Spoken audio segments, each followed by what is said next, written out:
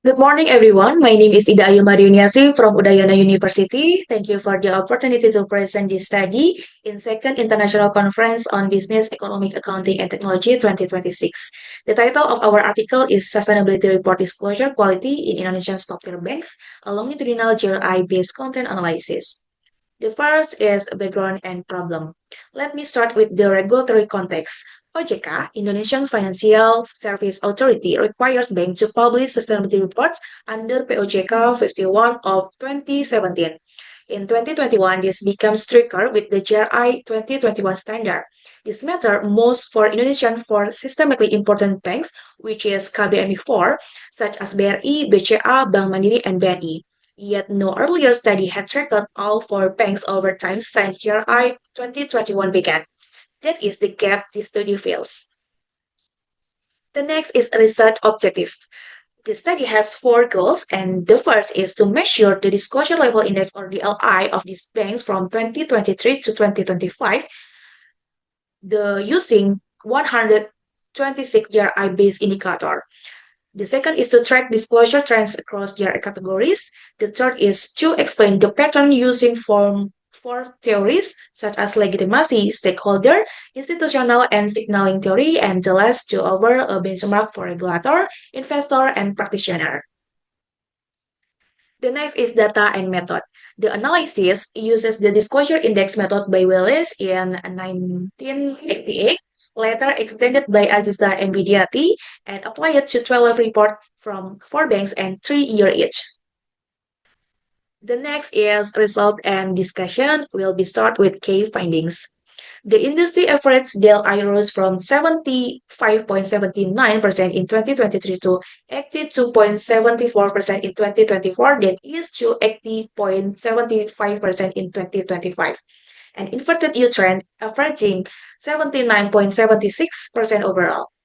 Then it was consistently strongest at 88.36%, BCA was consistently weakest at 69.85%, that there are 18.51 point gap never closed. So the 2024 gain came from all banks improving together, not from weaker banks catching up.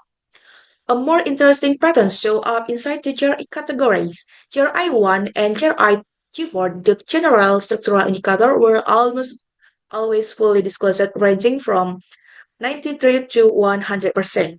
GRI 300 environmental disclosure varied for more, from 33% for BCA in 2023 to nearly 97% for BNI in 2024. The next is interpretation of result. This contrast is the key findings. Because one theory alone cannot explain both patterns. Convergence on GRI2 with institutional theory, regulation, pushes everyone toward choosing baseline, reinforced by shared in professional norms. The gap is environmental disclosure with signaling theory better. This disclosure is costly and hard to fake, so BNI uses it to signal commitment to green investor, while BCA might not yet see that signal as necessary.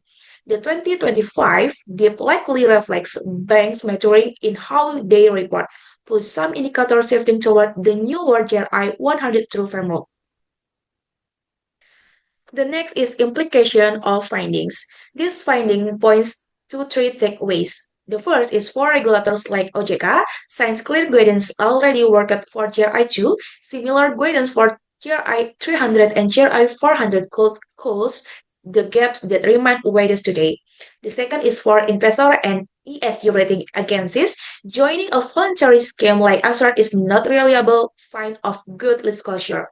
BCA doesn't participate yet scored lowest in the study, so independent analysis still adds real value. And the last, for practitioner, inside these banks, three areas need attention, such as human rights, supplier social, and security-related disclosure, such as GRI 412, 414, and 410. Still weak across all four institutions and therefore a shared challenge, not one bank issue. Okay, that's all that we can explain in this presentation. Thank you for your attention. I'll be glad to answer any question and have a good day. Thank you.